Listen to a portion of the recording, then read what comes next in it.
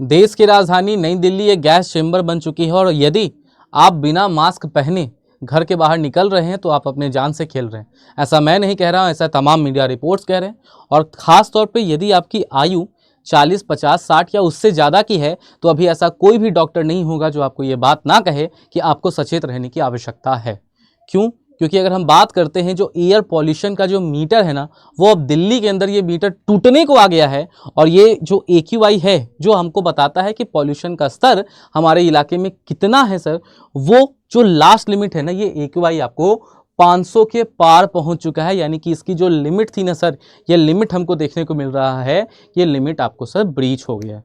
तो स्वागत है आप सभी लोगों का BPSC स्टडी IQ के इस YT प्लेटफॉर्म पे। एंड मैं अमन वर्मा आप सभी लोगों का स्वागत करता हूं आज फिर से एक बार आज के दिन का सबसे प्रेसिंग मुद्दा लेकर, जो कि है कि दिल्ली में ये पॉल्यूशन कितना खतरनाक है, क्या इसे रोका जा सकता है और इसके जो संभावित कारण हैं वो क्या है।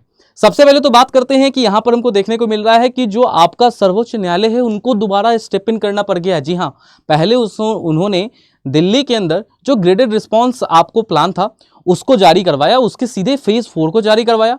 उसके बाद अभी जस्ट कुछ अगर मैं घंटे पीछे जाता हूं तो हमको देखने को मिल रहा है कि दिल्ली NCR रीजन के अंदर, ठीक है, दिल्ली NCR रीजन के अंदर जितने भी, याद रखना, दिल्ली NCR रीजन के अंदर जितने भी स्कूल्स हैं ना सर, उनकी फिजिकल क्लासेस को बंद करवा दिया गया है।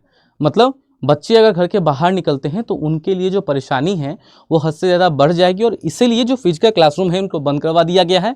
और अब जो बच्चों की पढ़ाई है ये पढ़ाई आपको ऑनलाइन मोड में ही होगी। ठीक है, बात आता है कि सर ये जो कंडीशन है क्या सच में इतना ज़्यादा टफ हो गया है? ज़्यादा पीछे जाने की आवश्यकता नहीं है, मैं आज के ही डेटा को आपको बताता हूँ। और डेटा अभी का नहीं सर, अभी तो ये नंबर इससे ज़्यादा बढ़ चुका होगा क्योंकि पूरा दिन निकल चुका है। अगर मैं बात करूँ ना तो मैं सीधा आज सुबह का मैं डेटा आपसे लेता हूँ। ठीक है, अगर मैं आज सुबह के डेटा के ऊपर बात करूँ, ठीक है, तो याद रखिएगा ट्यूसडे यानी कि मंगलवार, आज सुबह को, ठीक है, ट्यूसडे यानी कि मंगलवार, आज सुबह को जो AQI रिकॉर्ड की गई है दिल्ली के अंदर एवरेज, वो एवरेज हमको देखने को मिलता है 492, दैट इज 492। मतलब आप कहीं भी चले जाओ, आपको ये जो दम घुटने की समस्या है ना, इससे आप निजात नहीं पा पाएंगे।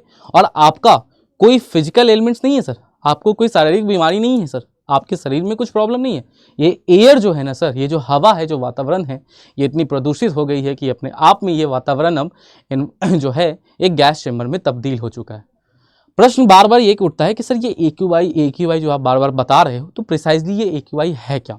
ठीक है, तो याद रखना, अगर हम AQI के बारे में बात करते हैं, ठीक है, अगर मैं यहाँ पर आपको AQI के बारे में बात करता हूँ तो AQI कुछ नहीं है सर। AQI हमको देखने को मिलता है कि इसे आपको भारत सरकार के द्वारा वर्ष 2014 में लॉन्च किया गया था। किस चीज़ के लिए?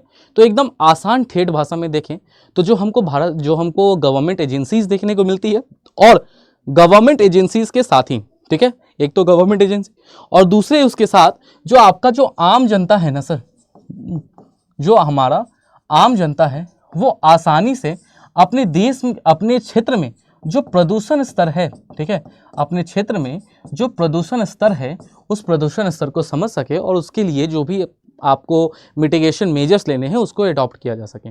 बेसिक क्या होता है सर, हमको देखने को मिलते हैं ना कि इसमें के अंदर 6 कैटेगरीज को डिवाइड किया गया है।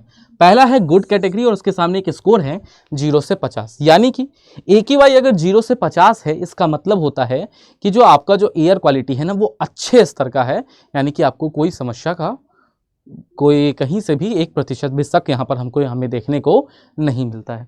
दूसरा है सेटिस्फैक्ट्री, दैट इज 50 से 100। अगर ये 100 के पार गया तब यहाँ पर रेड लाइन जो है ना सर आपका, अगर ये आपको 100 के पार गया तो यहाँ पे जो रेड लाइन है, ये रेड लाइन आपकी सर एक्टिवेट हो जाती है। ठीक है, यहाँ पे ना सर जो हमारी रेड लाइन है, ये रेड लाइन आपको एक्टिवेट हो जाती है। क्या होता है सर, अब देखो सर, 100 से अगर 200 में, दैट इज आप मॉडरेटली पॉल्यूटेड जोन में चले गए। 200 से 300 में अगर आप जा रहे हैं तो यानी कि आपके क्षेत्र का जो एयर क्वालिटी है वो खराब हो चुका है और जिन लोगों को अस्थमा जैसी बीमारियां हैं उनको परेशानी हो जाएगी। उसके बाद यदि आप 300 से 400 में हैं तो आप वेरी पुअर कैटेगरी में हैं, और हम तो वेरी पुअर को ही कर चुके हैं सर। ये सीवियर को भी पार करके एग्जैक्टली बोलोगे ना, सीवियर प्लस में चले गए, क्योंकि दिल्ली का जो अभी के डेट में जो AQI है ना वो 500 के भी क्या है, पार पहुंच चुका है। अब बात आती है कि सर हर एक में जो हेल्थ इम्पैक्ट्स है वो क्या होंगे, थोड़ा सा ये भी तो बता दो। कि ठीक है सर, आपने बता दिया कि ये जोन्स है सर, ठीक है सर, ये नंबर्स है और ये आपके जोन्स है, ठीक है, और उनको एक एक कलर से रिप्रेजेंट किया जाता है। जैसे गुड है तो गुड को आपको ग्रीन कलर से रिप्रेजेंट किया जाएगा, और रेड है ना, सीवियर है, तो यहाँ पे एकदम डार्क रेड रहेगा कि भैया अब जो कंडीशन है वो बहुत ज़्यादा खराब हो चुकी है, ठीक है। तो सर अगर हम हेल्थ इम्पैक्ट्स के बारे में बात करते हैं, ठीक है सर, यदि हम आपको हेल्थ इम्पैक्ट्स के बारे में बात करते हैं, पहले तो आप कलर कोडिंग देख लीजिए। आप गुड में है तो ग्रीन में है, सेटिस्फैक्ट्री में है तो वो जो ग्रीन है ना सर, ठीक है, स्कूल कॉलेजेस में यूज़ करते हैं ना हरा और हल्का हरा, तो ये हल्का हरा में हो जाता है। सेटिस्फैक्ट्री के लिए जो मॉडरेटली पॉल्यूटेड है सर, उसके लिए हम येलो, फिर ऑरेंज, फिर थोड़ा रेड, और यहाँ पर हमको देखने को मिलता है सीवियर में कि हमको नज़र आता है कि पूरा रेड हो चुका है और ये जो कंडीशन है वो काफ़ी ज़्यादा खराब हो चुकी है। अब एक और प्रश्न ये उठता है कि सर ये जो AQI है ये किन किन पॉल्यूटेंट्स को मेजर करता है। आपके एग्जाम का, अगर मैं एक छात्र के होने के नाते भी इस वीडियो को देख रहा हूँ, तो सर मुझे मालूम है कि अब यहाँ से क्वेश्चन क्या आएगा, वो ये पूछ देगा कि सर AQI के अंदर ना कौन कौन से मेजर पॉल्यूटेंट्स हैं जिनको ट्रेस किया जाता है, जिनको कंसिडर किया जाता है। तो याद रखना, इस प्रकार के हमको टोटल 8 मेजर पॉल्यूटेंट्स देखने को मिलते हैं। कितने हैं सर, याद रखिएगा, टोटल 8 मेजर पॉल्यूटेंट्स देखने को मिलते हैं। कौन कौन है वो पॉल्यूटेंट्स, तो याद रखिएगा उन पॉल्यूटेंट्स में कौन है सर। पहला आपको याद रखना है PM10, ठीक है सर, घबराना नहीं है। पहला क्या है सर, पहला याद रखना है PM10 है। दूसरा क्या है सर, दूसरा हमको देखने को मिलता है PM2.5 है। तीसरा है सर NO2 है। चौथा है SO2 है। पांचवा है CO है, कार्बन मोनोऑक्साइड है। छठा है सर ओजोन है, O3 है। फिर NH3 है, एंड लास्टली क्या है सर, PB है, डेट इज योर लेड है। सर बहुत बड़ा एक क्वेश्चन आ रहा है सर, एक बहुत बड़ा चीज मिसिंग है। क्या है sir, that is your CO2। याद रखना, आपके एग्जाम का सबसे बड़ा ट्रैप वो साफ तौर पे देगा ना सर, एयर पॉल्यूशन हो रहा है, इसका मतलब CO2 को तो निश्चित करता होगा, करता है तो कहाँ पे है सर, बताओ सर। ये मैंने सीधा निकाला है गवर्नमेंट एजेंसी से। क्या है सर, पहला तो PM10 मेजर पॉल्यूटेंट सर कौन है सर, तो याद रखना PM10 और PM2.5, और सबसे ज़्यादा डेंजरस भी है। उसके असर नाइट्रस ऑक्साइड देखने को मिलता है, टोपोस्फेरिक ओजोन देखने को मिलता है, कार्बन मोनोऑक्साइड देखने को मिलता है, सल्फर डाइऑक्साइड देखने को मिलता है, NH3 एंड आपको PB देखने को मिलता है। याद रखिएगा AQI के अंदर आपको कार्बन डाइऑक्साइड नहीं आता है। This is a very very important point for all of you. क्या है सर, हमको देखने को मिलता है कि सर आपको AQI के अंदर CO2 यहाँ पर नहीं आता है। Now the major point is कि थोड़े से हेल्थ इंपैक्ट्स भी तो बताओ, ठीक है, कि किस जोन में है तो क्या हेल्थ इंपैक्ट पड़ेगा। तो अगर याद रखना बेटा, अगर हम लोग गुड वाले जोन में आप हैं तो आपके ऊपर मिनिमल इंपैक्ट है। नाम ही है कि सर हम गुड हैं, अच्छे कंडीशन में। तो जब आप अच्छे कंडीशन में हैं तो आपको चिंता लेने की आवश्यकता नहीं है। यहां पर अभी आप इस प्रकार से हंस सकते हैं, ठीक है। अगर आप सेटिस्फैक्टरी कंडीशन में हैं तो may cause minor breathing discomfort to sensitive people. मतलब सर, मतलब बहुत ज़्यादा जिनको थोड़े से हार्ट डिजीज़ वगैरह है ना सर, जिनको थोड़ा सा एग्जैक्टली हल्का सा भी ठंड हो या कुछ भी हो, तो उन कंडीशन में ब्रीदिंग सिम्टम्स में हमको इश्यूज़ देखने को मिलते हैं। तो उनके लिए थोड़ा सा स्लाइटली उनके लिए चिंता की विषय है। लेकिन अगर कोई एक हेल्दी पीपल है ना, तो ये जो हेल्दी पीपल है वो यहाँ पर अभी भी यहाँ पर हंस सकता है कि मतलब मेरा काम चलने वाला जोन है, ठीक है। अब यहाँ से क्या है सर, चिंता की विषय स्टार्ट होती है जब हम पहुँचते हैं येलो जोन में। याद है ना, कलर तो याद है, याद रखिएगा, वहाँ से भी प्रश्न आपको आ सकता है। कहाँ है sir, yellow zone. Yellow zone में क्या देखने को मिलता है, तो सर याद रखिएगा, येलो जोन का मतलब होता है मॉडरेटली पॉल्यूटेड 100 से 200, may cause breathing discomfort to people with lung diseases such as asthma, discomfort to people with heart diseases, children and older adults। मतलब यदि आपके घर में किसी को, यदि आपको अस्थमा है सर, हार्ट डिजीजेज हैं, तब आपके लिए यहाँ पे अब हंसने वाला माहौल नहीं है। आप क्या है, आप कुछ इस प्रकार के शकल में बैठ जाएंगे। एंड जो बूढ़े हैं ना, जिनका जो एज है वो एज हमको ज़्यादा देखने को मिलता है 70-80 के आसपास, उनके लिए भी यहाँ पर इशूज़ यहाँ पर अब बढ़ सकते हैं। अब हंसने वाला सिचुएशन रहा नहीं है। अब क्या है सर, थोड़ा सा और नीचे आओ, ये और गिर गया सर, ठीक है, जो एयर का स्तर है, क्वालिटी और गिर गई। May cause breathing discomfort to people on prolonged exposure and discomfort to people with heart disease.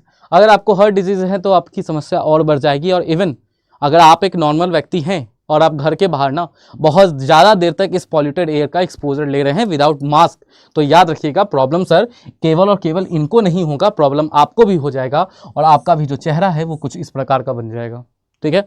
अगला क्या है सर, और ज्यादा पूरा कर दो सर, 300 से 400 की कैटेगरी में जाते हैं, ठीक है। तो देखने को मिलता है may cause respiratory illness to people on prolonged exposure, affect may be more pronounced in people with lung and heart disease. मतलब सर अब यहाँ पे सिचुएशन काफी ज्यादा टफ हो जाएगा, क्योंकि सर यहाँ तो ये परेशानी झेल ही रहे थे, यहाँ अब उनके ऊपर सर एक बहुत बड़ा क्वेश्चन, एकदम जो सीरियस कंडीशंस है वो हो जाएंगी, एंड इवन उनको सीवियर प्लस प्लस कंडीशंस हो सकते हैं।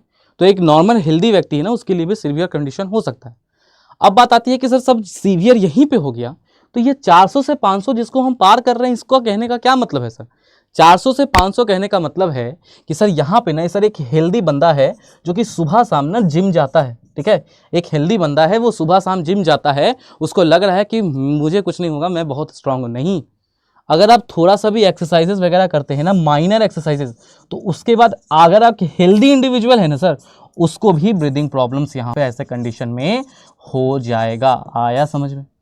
तो क्यों यहाँ पर मैं कह रहा हूँ, सारे मीडिया रिपोर्ट्स कह रहे हैं, सारे हेल्थ रिसर्च जो भी इंस्टीट्यूट्स हैं वो आपको बार बार कह रहे हैं कि घर में रहिए, घर में रहिए, घर में रहिए।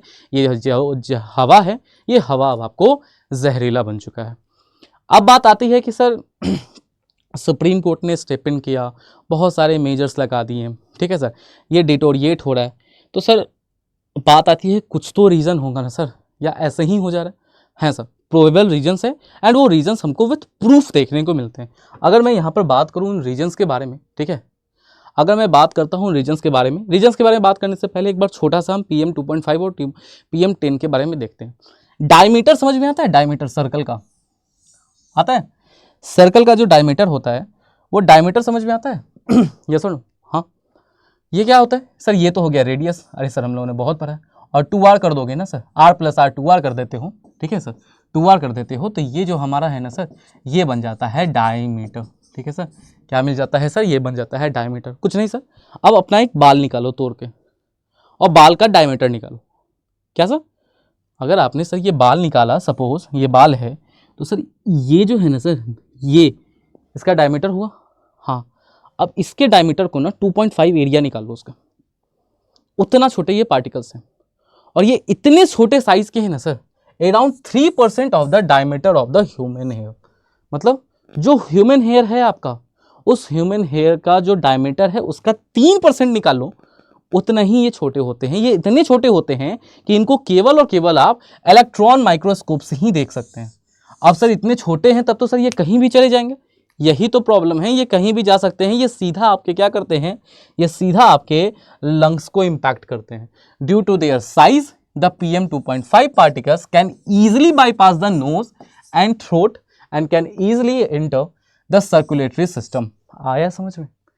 क्यों ये एयर पॉल्यूशन इतना घातक हो चुका है? आया, ये सीधा क्या करेगा सर? सीधा आपके ना कुछ नहीं है, कहते हैं ना कि सर हेयर्स है, नोज़ के अंदर हेयर है, और भी बहुत सारी चीज़ें होती हैं, कोई चीज़ बॉडी के अंदर सीधे नहीं जा सकता। ये इतना छोटा है ना सर कि वो संरचना ही नहीं है कि आप इसको रोक पाओ, और जब ये अंदर जाएगा तो सर आपको अस्थमा, हार्ट अटैक्स, ब्रोंकाइटिस, और इसी के साथ जो भी अदर रेस्पिरेटरी इशूज़ हैं ना, वो इस प्रकार के इशूज़ आपको यहाँ पर हो सकते हैं। तो सर कंसर्न तो काफ़ी ज़्यादा सीवियर है। हाँ सर सीवियर है। हमको ऑप्शंस क्या है सर, किस कारण से हो रहा है? तो अगर यहाँ पे हम प्रोबेबल रीजंस के बारे में बात करें सीधा, कि सर ये पॉल्यूशन एग्जैक्टली हो क्यों रहा है, ठीक है सर, ये पॉल्यूशन एग्जैक्टली हो क्यों रहा है? तो पॉल्यूशन का जो सबसे बड़ा एक जो चीज़ मुझे देखने को मिल रहा है वो क्या है सर? वो हमको देखने को मिलता है स्टबल बर्निंग। क्या है सर? जो सबसे बड़ा एक चीज़ है ना, वो चीज़ स्टबल बर्निंग देखने को मिल रहा है। और ऐसा नहीं है कि हम यहाँ पर सीधा ही कह दे रहे हैं कि ये हो रहा है। क्यों? क्योंकि अगर हम बात करते हैं ना स्विस ग्रुप के बारे में, Swiss group IQ air live ranking के बारे में बात करो, तो उसके अंदर न्यू दिल्ली जो भारत की राजधानी है, उसको रैंक किया गया था as the most hazardous city के तौर पर, ठीक है। एयर क्वालिटी के मामले में उसे as the most hazardous city के तौर पर यहाँ पे प्रमाणित किया गया था।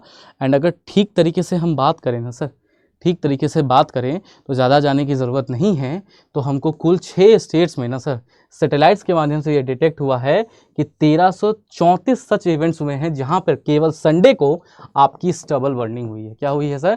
केवल संडे को हमको स्टबल बर्निंग देखने को मिला है। और उसके कारण मंडे एंड ट्यूसडे जो सिचुएशंस हैं, ये सिचुएशंस क्या हैं? ये सिचुएशंस आपको और भी ज़्यादा हमको देखने को मिल रहा है, आपको टफ हो गए हैं। अब बात आती है क्या सर इसके अलावा भी कुछ है सर? हाँ सर है।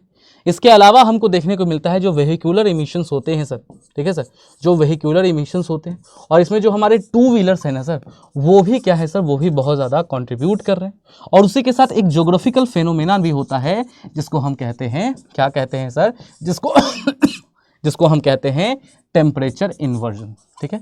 अभी ठंड के टाइम में टेम्परेचर इन्वर्जन की कंडीशंस बन जाती हैं, जिसके कारण क्या होता है कि सर ठंडा एयर का जो लेयर है वो नीचे आ जाता है, हवाएं ऊपर नहीं जा पाती हैं, और ये जो चीज़ें हैं, ये जो डस्ट पार्टिकल्स हैं, वो वहीं पे कंसंट्रेट होकर हमको देखने को मिलता है कि आपको सर वहीं पे कंसंट्रेट होके रह जाती हैं, ठीक है। So this is all I have for today in this segment of your class. So उम्मीद करते हैं आप जहाँ भी होंगे स्वस्थ होंगे और सुरक्षित होंगे। अगर आप दिल्ली वाले इलाके के आसपास रह रहे हैं तो कृपया कर मास्क वगैरह का प्रयोग निश्चित तौर पर करें, एंड डॉक्टर्स आपको जो भी एडवाइस दे रहे हैं उनको निश्चित तौर पर पालन करें। सो जिन लोगों ने सब्सक्राइब नहीं किया है please subscribe to our BPSC study IQ channel, and जल्द ही मिलते हैं सही किसी एक रिसेंट अपडेट के ऊपर। थैंक यू एंड जय हिंद।